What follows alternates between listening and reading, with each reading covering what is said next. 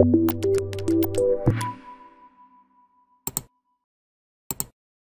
this demo, we will see how to run an end-to-end test on the cluster. To run this, you need some additional resource requirements.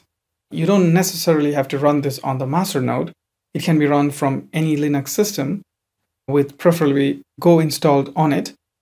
During this test, many workloads are going to be provisioned on these nodes, so you need additional memory as well. So I'm going to run it on my master node. I have increased the memory on the master node to 2 GB and the worker nodes to 1 GB on each. First, make sure you have at least 7 to 10 GB of free space in the node that you're planning to run this test. So we start by installing Golang on the server.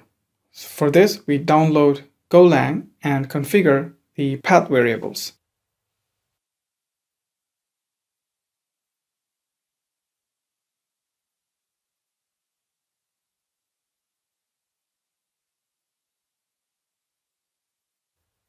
Run the command go version to make sure it's installed.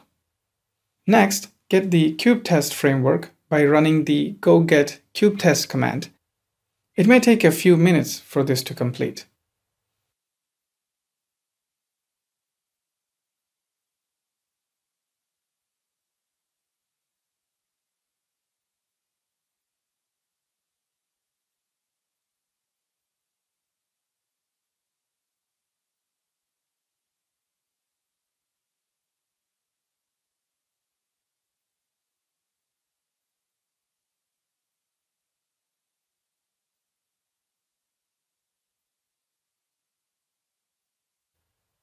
Once done, extract the version of Kubernetes release that we are planning to test. In our case, it's 1.13.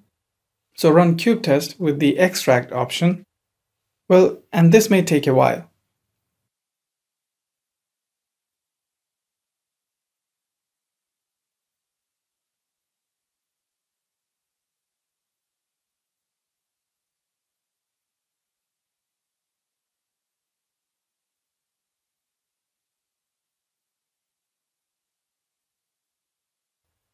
Once that is complete, cd into the Kubernetes directory. You must set two environment variables, kubemaster_ip and kubemaster. Point it to the load balancer.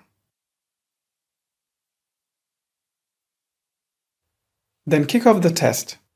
We will just run the conformance tests only, so we will provide that as the arguments in the test. The test should take anywhere from 1 to 2 hours. So at the end of the test, you will be given a summary of the results.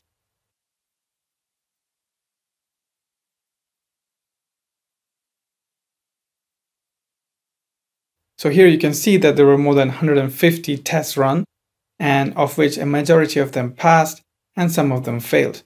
You can also see a summary of the tests that failed.